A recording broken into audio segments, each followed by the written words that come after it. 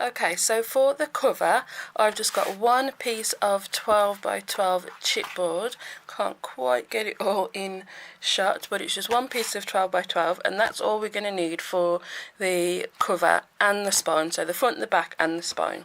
So to start off with, you need to measure, actually let's make sure we've got it in the right direction. So I don't know if you can see, but as I'm trying to bend it, this way is kind of stiff and this way bends quite easily. So you don't want the bendy direction to be the front of the cover, so you don't want it to be going that way because the cover will bend a lot. You want it to be this way so the cover is a little bit more sturdy. So with the bendy direction going crossways, so it bends that way, you need to measure from the top down at 8 3/4 inches. So I've got my ruler here, so actually I can use my T ruler, it's even better.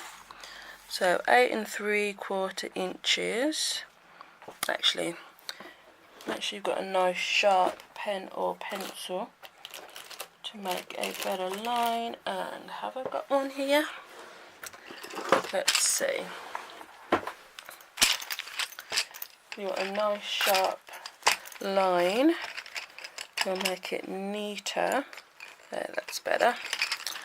So 8 3/4 inches, which is here, and then move it along.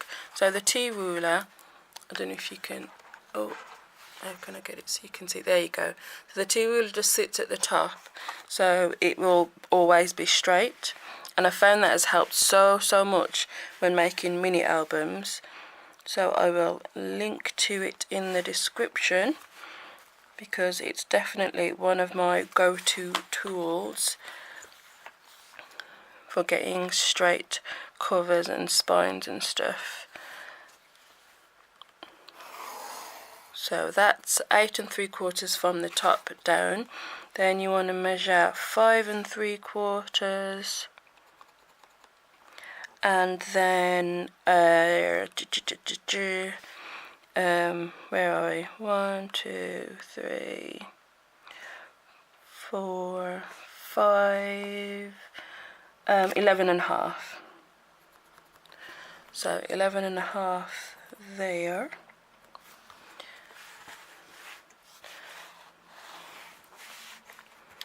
So 5 3/4 and 11 1/2, and draw that line in. And where's that one? And that's the front and back cover. And then for the spine, we're just going to use this bit down here, even though it's the wrong way of the grain. It'll be okay, it's only the spine. So from the side across, you want to measure 8 3/4 and draw in that line.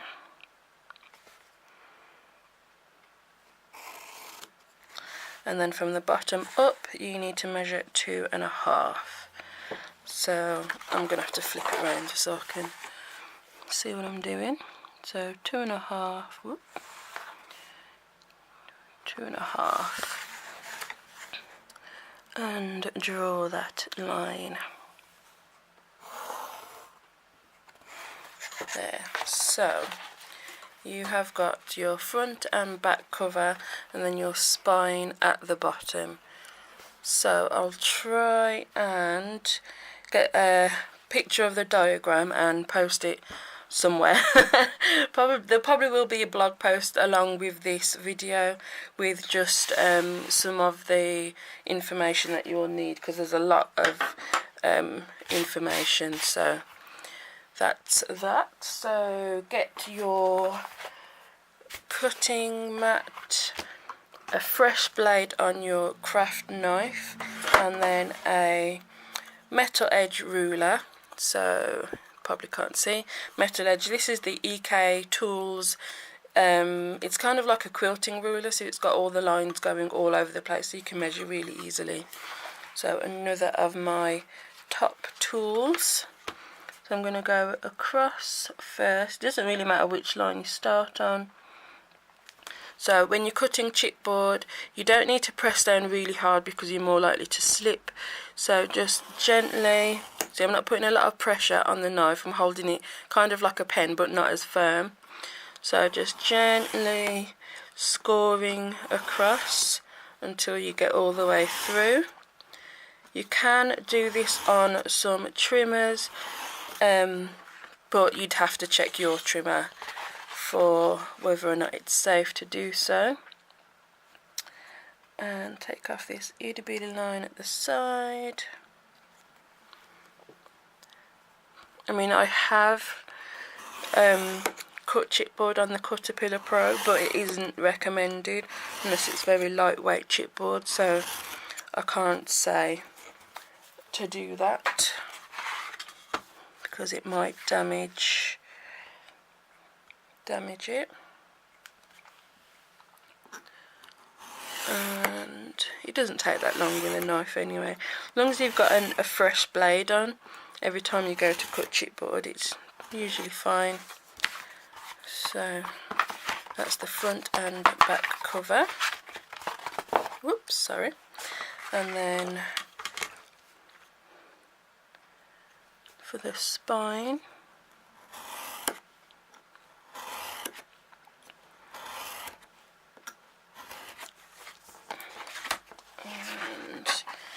and cut this bit off and we're done. So always try to keep your blade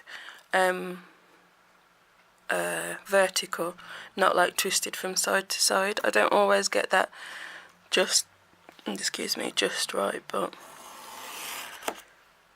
it does sometimes wibble a little bit. There. So let's move that.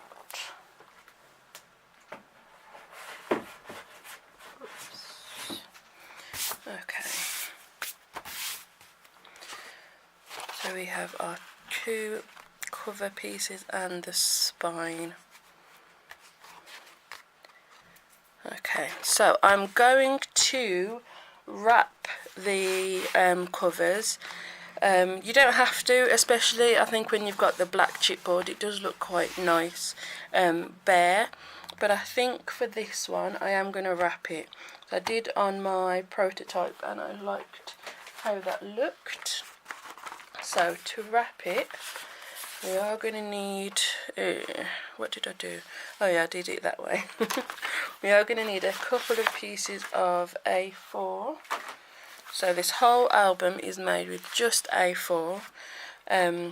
So grab two pieces and we're going to stick them together. So just with a strip of tape down the one edge. Oop.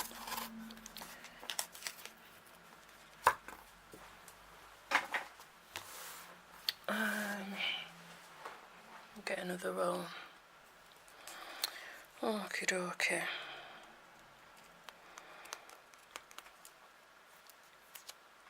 So, oh, I didn't say as well how I got the measurement for the spine piece is I laid the pieces, the pages down and then measured how wide they are. I mean, it's pretty obvious because, oh, I haven't put tape on that. The flaps are 1/4 of an inch, no, not 1/4 of an inch, 1/2 inch each. So that's 1 1/2. And then I've just added 1/2 inch either side, just so you've got a little bit of room. So measure your spine, and that will be how, measure the hinges or however you're attaching your pages, and that will be how wide it needs to be.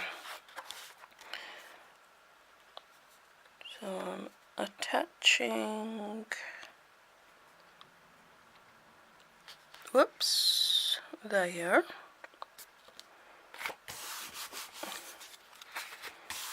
So yes, you could use 12 by 12, but I was wanting to just use A4 for this whole album.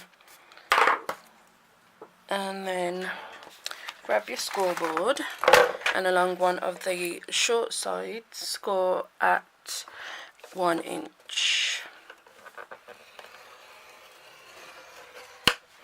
And then turn it and score at 1 inch. Whoops. Try and get it straight would be a good idea. So go down as far as you can, and then you can flip it round to this side, and then just finish off scoring if you can. I mean, it doesn't actually, know what, forget it. So we've just done it down 2 sides. So we've got 1/2 inch there and along the top there, and then just give that a quick fold.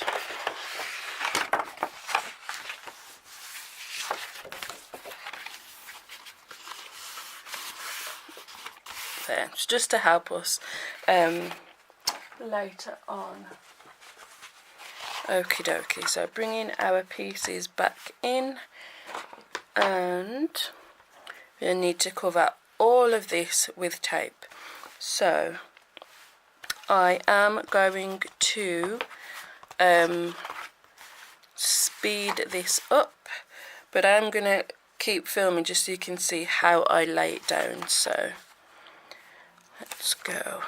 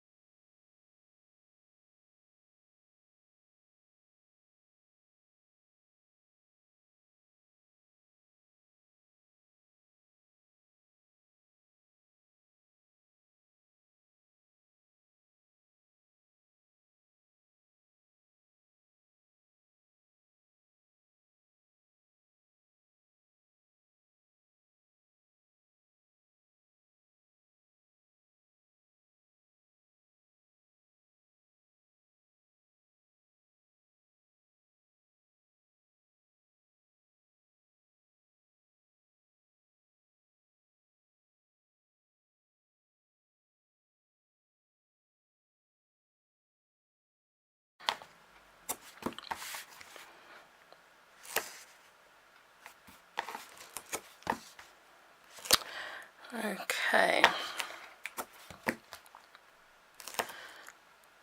so when you have finished adding all your tape, give it a good burnish. Make sure it's all stuck really well,